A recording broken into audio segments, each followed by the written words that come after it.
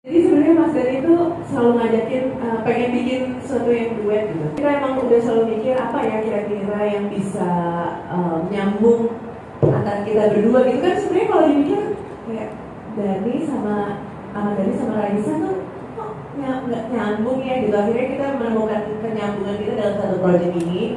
Dan kebetulan aku juga baru tahu bahwa Biar Menjadi Kenangan itu lagunya Mas Dani. Dan Mas Dani pun lupa dia pernah bikin lagu itu. Jadi saking banyak ya lagu gue lupa pernah bikin masterpiece seperti ini. Dan aku ingatkan yang ini loh Mas lagunya dia. Oh iya itu lagu gue ya benar-benar. Ya kan semua masterpiece-nya benar dia lupa.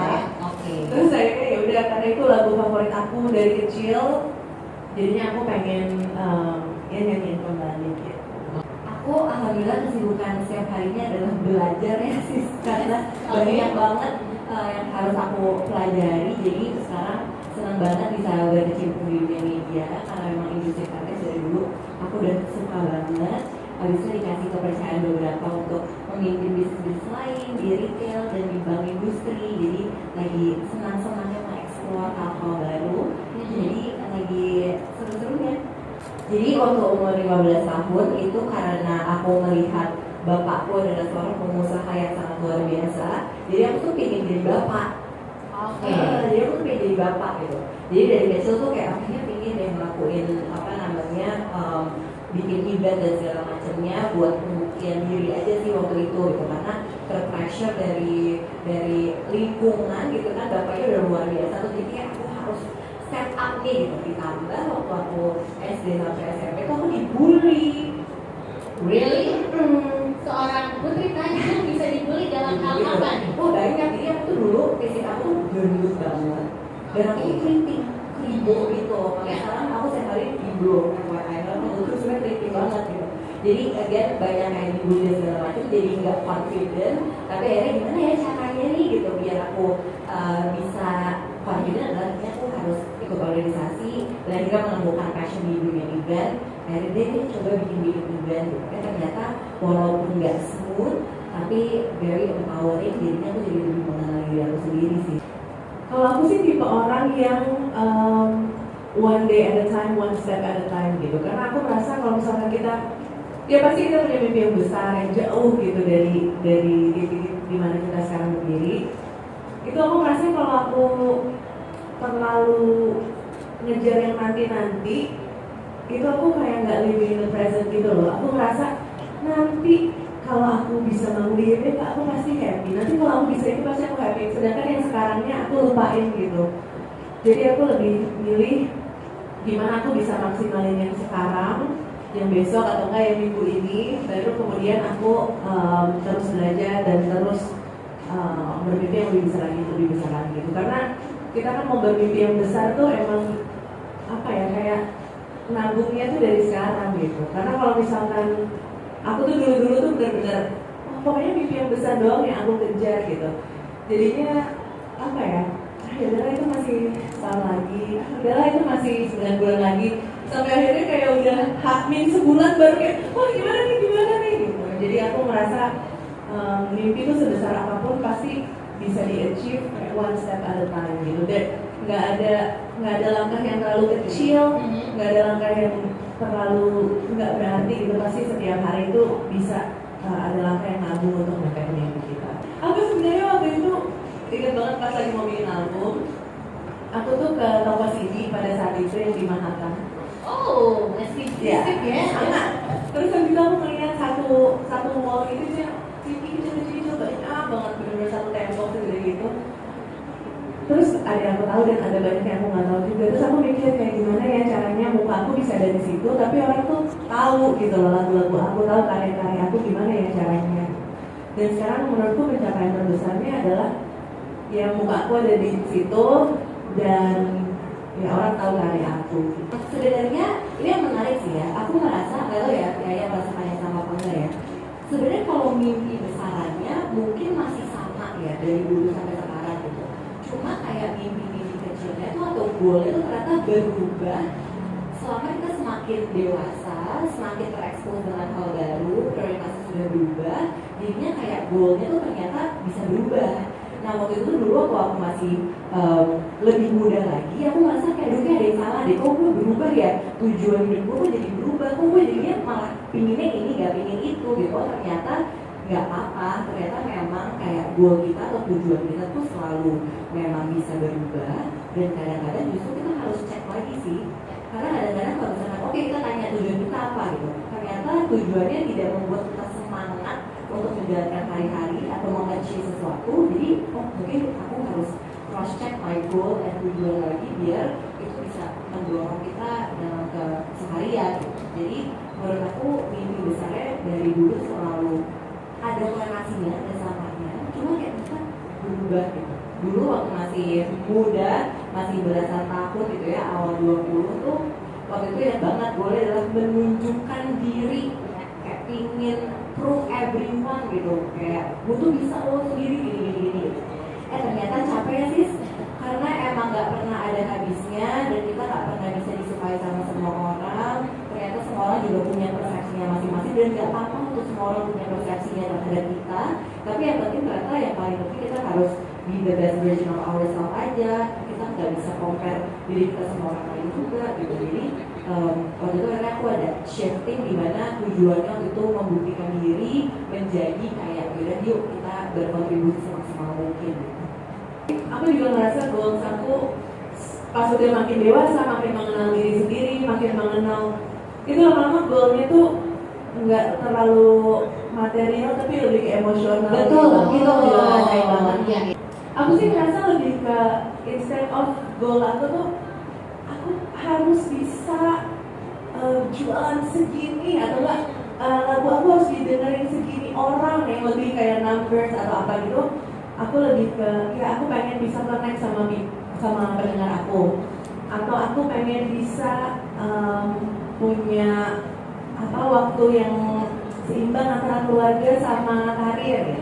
Atau secara karir aku pengen image aku seperti ini kayak gitu loh yang lebih apa ya, yang lebih emosional gitu.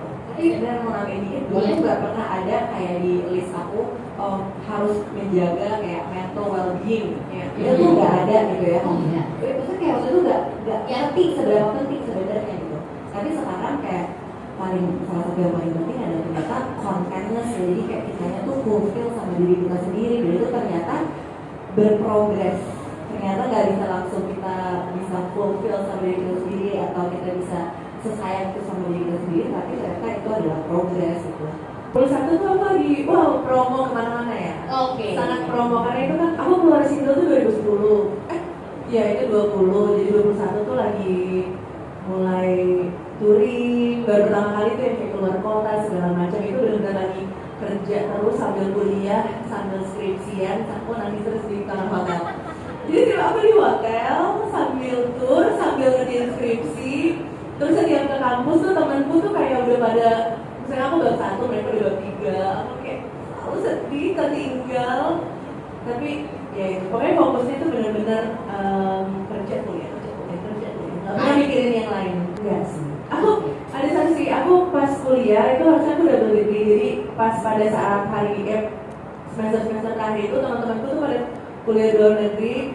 Aku tuh yang kayak hanya segelintir doang yang tetap stay terus sambil kerja gitu. Jadi aku yang sampai sekarang masih ada sedih tuh, aku nggak bisa ngambil double degree aku, cuma yang gantinya adalah album. 21 tuh kayaknya aku lagi krisis identitas kali ya. Masa? Tapi aku krisis identitasnya agak cepat. Seperti apa tuh? Dan sampai sekarang aku juga masih ada sedikit krisis identitas ya, which itu wajar sebenarnya. Cuma kayaknya waktu 21 tuh aku 5 tahun lalu kayaknya baru mau lulus ya. Itu kan lulus kuliah, aku lulus kuliah umur 21 tahun. Itu aku balik ke Indonesia. Karena alhamdulillah waktu itu aku bisa kuliah di US, balik ke Indonesia. Pas balik ke Indonesia tuh lagi transisi untuk masuk ke perusahaan keluarga. Jadi itu kayaknya agak lumayan berat tuh gitu kan, karena again itu waktu itu bukan pilihan ya, itu kan tanggung jawab gitu kan. The privilege that I need to untuk menggunakannya sebaik mungkin. Dia itu lagi masa-masa transisi, masa-masa lagi mencoba untuk make peace sama diri sendiri. Jadi itu sih ya di umur 21. Yang pertama sih yang bisa membuat aku akhirnya quote-unquote bisa ada di sini sekarang itu adalah yang pertama inner circle yang sangat luar biasa hebat sih. Jadi keluargaku yang sangat supportive, yang bisa mengerti gitu ya, yang sangat supportive banget, tim aku yang sangat luar biasa yang ada buat aku selalu gitu. Terus yang kedua tadi sih tujuan dan goal-goal kecil itu yang bikin jadi kayak semangat setiap harinya to achieve that gitu.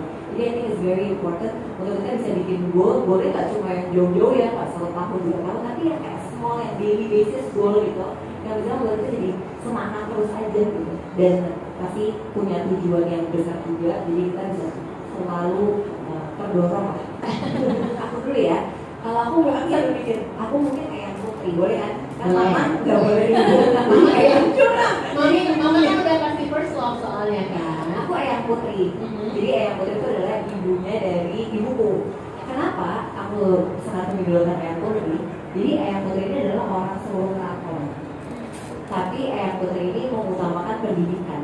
Jadi waktu itu sebelum banyak orang yang mengutamakan pendidikan, ayam Putri itu udah sampai S2 pada tahun itu saat itu. Wow. Jadi sangat luar biasa banget dan menggunakan apapun caranya untuk bisa S2. Terus yang kedua, sebenarnya ayam Putri itu yang mengajarkan aku untuk independen.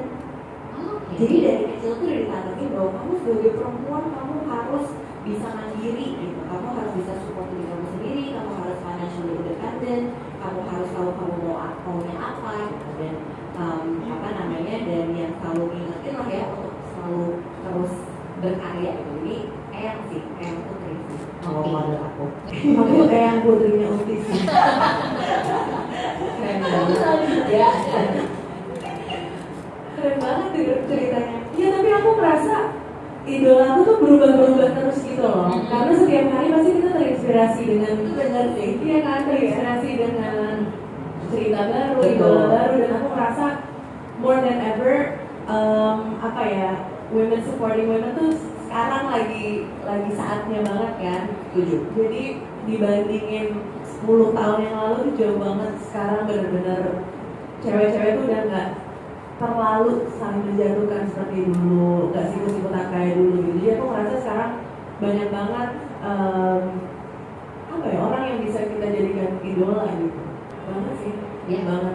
Karena ya itu sih menurutku, apalagi berada di sini di dalam semua pink dan semua ini tuh feminine energy tuh menurutku segitu ngaruhnya sih ke kita gitu, ke perempuan-perempuan gitu. Jadi if we're surrounded with feminine energy yang benar-benar saling membangun, itu tuh kita bisa 120% ngasihnya gitu. Instead of kita berada di satu tempat di mana kita harus harus mengandalkan masculine energy kita lebih dari feminine energy kita, menurutku kita bakal lebih capek gitu, karena kita emang sejatinya seorang wanita gitu. Dan menurutku salah satu message yang aku suka dan aku juga pernah bikin di lagu, menurutku cewek tuh kadang-kadang suka salah kaprah kalau dibilang cewek yang kuat itu adalah cewek yang maskulin atau cewek yang kayak superhero yang pokoknya kayak bisa ngelakuin apa yang cowok lakuin lah gitu. Menurutku tuh sangat salah gitu. Menurutku cewek itu wanita itu diajarkan di dunia itu bukan untuk bisa ngelakuin apa yang cowok-cowok lakukan, tapi untuk bisa ngelakuin apa yang cowok-cowok tuh nggak bisa lakukan gitu. Jadi iya dong. Yes. Jadi kita ada di sini untuk meninggalkan, untuk mengisi gapnya di mana cowok itu nggak bisa ngelakuin itu gitu. Jadi instead of kita fokus, gue pengen ngelakuin apa yang cowok lakuin gitu, tapi gue bakalan excel di tempat-tempat yang cowok tuh nggak mungkin bisa sentuh gitu. Jadi apa sih pertanyaannya tadi? Benar ya. Iya, jadi Jadi gitu. untuk creative of success ya. Benar, jadi aku rasa kalau misalkan semua cewek-cewek tuh menyadari hal itu, kita pasti lebih ngerasa confident di feminine energy kita dan lebih nge-embrace itu gitu, collectively. Oke, kalau misalkan kita bilangnya adalah kan berkolaborasi tuh di era sekarang emang udah penting banget ya gitu, ini udah eranya kolaborasi, udah eranya bukan diri sendiri gitu. Tapi kalau misalkan ngomong tadi collective effort secara sesama perempuan, menurut aku tuh sangat luar biasa penting sih. Karena ada beberapa hal.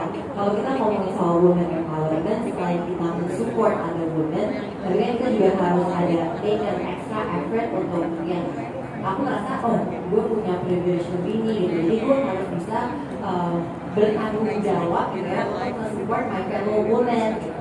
Aku masih ingat banget waktu itu aku alhamdulillah aku punya teman, she's a brilliant leader gitu ya. Di teman aku nanya, Mbak kenapa sih kok kayaknya cewek sama cewek tuh punya tensi yang kadang-kadang tuh suka nggak enak, kayak kompetitif gitu, mau berkompetisi terus. Tapi nanti kita sadar bahwa oh ternyata emang harus ada glass ceiling yang kita break. Oh maksudnya apa sih glass ceiling itu? Glass ceiling dimana persepsi bahwa kita sebagai perempuan mungkin nggak punya opportunity sebanyak laki-laki, ya kan? Kita sebagai perempuan mungkin tidak bisa dilihat sehebat laki-laki. Itu persepsi. Jadi merasa di saat gue mendapatkan opportunity, contoh deh, gue naik gue promosi ini kemarin gitu. Nah dia merasa karena opportunity-nya nggak banyak, jadi cewek-cewek lain yang melihat cewek tersebut naik atau dapat jabatan lebih malah julid, gitu kan? Karena again persepsinya adalah wah satu naik berarti mungkin fieldnya berkurang nih, opportunity-nya berkurang nih karena gue udah nggak punya kesempatan lagi gitu. Nah sementara saya persepsi itu yang salah. Kalau dia naik, oh gue juga bisa kayak Iya, dia bisa naik dan yang naik pun juga harusnya bisa mensupport di other women untuk bisa punya the same opportunity untuk naik gitu. Jadi sebenarnya glass ceiling itu sih persepsi itu yang harus kita break. Karena kalau misalnya masih ada persepsi itu, ya kitanya secara kolektif gak akan maju-maju gitu. Jadi I think women empowerment is not only dengan cara kita berkuat-kuat kita supporting women, tapi do a little action, little things di hari-hari kita yang sebenarnya kita harus sadar bahwa tadi kita tuh berperan juga loh gitu. Dan yang kedua, boleh nambahin, aku merasa kalau misalkan perempuan-perempuan sudah bekerja sama bareng, menurut aku magic happens sih. Oh wow. Dan aku merasa karena kita tadi yang dia bilang ya, kita tuh punya sesuatu darah keibuan dan emosional kita tuh sebenarnya membuat kita menjadi a very good leader gitu. Dan aku senang banget aku bisa punya kesempatan untuk kerja sama a lot of women leaders yang kita bikin beberapa project bareng gitu. Kita bikin namanya Elevate Women, di mana kita memberikan opportunity buat business women, tapi ini khusus women ya, business women. So kita bantu dan kita kasih platform untuk mereka bisa mendapatkan investment. Nah, salah satunya adalah baju yang aku pakai ini local brand namanya Aqua. Creative directornya dan CEO-nya adalah perempuan, dan baju-bajunya itu mensupport women. Jadi kalau misalnya kalian lihat di belakang ini tulisan-tulisan empowering women gitu. Nah ini kemarin dia ikut di acara Elevate Women dan dia sekarang di-invest dan bekerja sama Maudia Yuda gitu. Jadi hal-hal yang kecil-kecil yang kita bisa lakukan tuh support women lah. Gak kecil hal itu. Iya. Jadi memang bantu lah tepuk tangan ya. Semuanya adalah bekerja bersama itu memang akan lebih terasa impact. Betul. Ya kan? Kalau aku sekarang lagi mempersiapkan untuk show lagi sih. Jadi kemarin tuh aku merasa show aku yang di GBK itu that's my masculine side. Oh wow. Kayak aku melakukan sesuatu yang akbar, yang raya, yang besar gitu. Nah sekarang aku pengen tap in lagi ke my feminine side. Aku pengen yang instead of besar, tapi aku pengennya dalam. Jadi aku pengen sesuatu yang emang pokoknya yang bisa Lebih nancep ya. nancep lebih dalam. Aku lagi keras sesuatu yang mungkin unik juga dan beda dari show-show aku sebelumnya. Yes. Goalnya ke depannya kalau misalkan long term sih inginnya bisa terus dikasih kesempatan untuk berkarya di industri ini sih ya, di industri kreatif, karena opportunity-nya banyak sekali. Jadi ingin terus bisa berkarya dan memberikan impactful entertainment programs untuk teman-teman semua, sama bisa mensupport fellow creative entrepreneurs. Amin. Sama kalau boleh goal buat diri sendiri nggak? Boleh banget dong. Justru kayak jadi trigger buat kita juga. Kayaknya kalau goal buat diri sendiri ya, yang pertama lagi pingin bisa berdamai sama semuanya. Ya kayaknya agak sulitnya di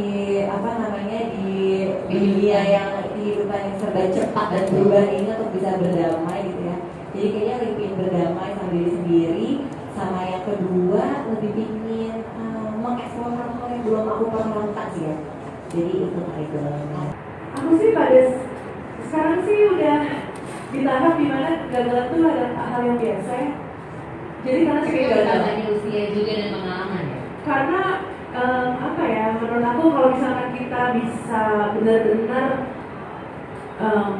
menyadari bahwa semua itu ada prosesnya, gagal pun adalah sebuah proses, kita tuh jadi entah kenapa bisa lebih cepat move on-nya gitu loh. Jadi nggak lama-lama begitu kita gagal, bikin kegagalan itu terus gitu. Tapi mungkin emang bikin down ya 1-2 hari, 1 minggu gitu. Tapi habis itu ya udah what's next gitu. Oke. Karena kalau misalkan kita mikirin kegagalan terus, kita jadi lupa tentang kemenangan-kemenangan kecil yang kita udah capai gitu. Termasuk kegagalan itu sendiri, kan pasti kita jadi tahu apa yang nggak works gitu loh. Jadi kayak instead of kita kayak oh ya ampun itu gagal, tapi dari kegagalan itu kita tahu oh berarti yang ini nggak bisa, yang kayak gini nggak bisa, yang ini itu nggak cocok. Udah kita move on dengan pengetahuan yang baru itu. Menurut aku kadang tuh kita harus menjadikan sahabat itu, kegagalan itu sahabat kita sih sebenarnya. Gimana tuh ceritanya? Karena menurut aku gini kan sebenarnya kegagalan itu adalah proses kita untuk bertumbuh ya. Maksudnya semua orang pasti pernah gagal, skalanya berbeda-beda tergantung manusianya gitu. Cuma yang paling penting itu adalah kalau misalkan hari ini kita gagal A, yaudah deh besok kita gagal B, habis itu kita gagal C, habis itu kita gagal D gitu. Jadi kita jangan sampai mengulangi kegagalan yang kemarin. Cuma pasti kegagalan itu pasti akan ada. Jadi itu memang bagian dari proses kita gitu.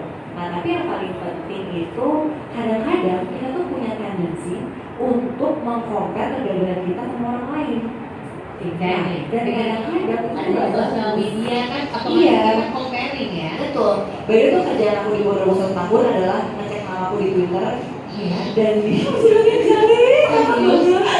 dan di Instagram gitu ya. Iya. Itu kayak bener-bener ngulang satu-satu dan segala macamnya. Itu aku merasa hari ini adalah hal yang terburuk yang aku lakukan untuk diri aku sendiri gitu ya. Truly feel good. Betul ya. Dan dari itu waktu itu aku ingat banget, aku benar-benar meng-compare bukan hanya kesuksesan tapi juga aku sama orang lain, di mana di tahap aku merasa oh ini nggak sehat banget. Dan ternyata gitu bahwa ingat aja kita tuh adalah manusia yang diciptakan berbeda-beda dengan privilege yang berbeda-beda. Jadi pasti semuanya tuh punya permasalahan sendiri, punya ceritanya sendiri, punya timeline-nya sendiri gitu. Jadi kalau kita compare orang lain gak akan pernah ada habisnya.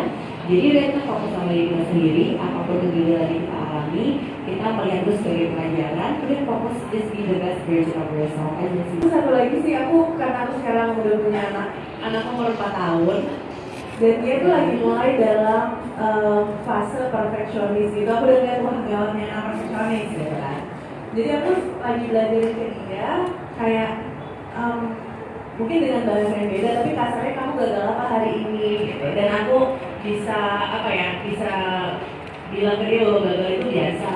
Karena kalau misalkan orang-orang perfeksionis, aku pasti aku juga kita bahkan kadang-kadang suka takut mulai karena gue daripada gagal atau daripada memulai sesuatu yang baru aku takut kelihatan bodoh lagi, belajar sesuatu yang baru aku gak keren gitu, takut pengennya harus langsung bisa, langsung bagus kayak gitu.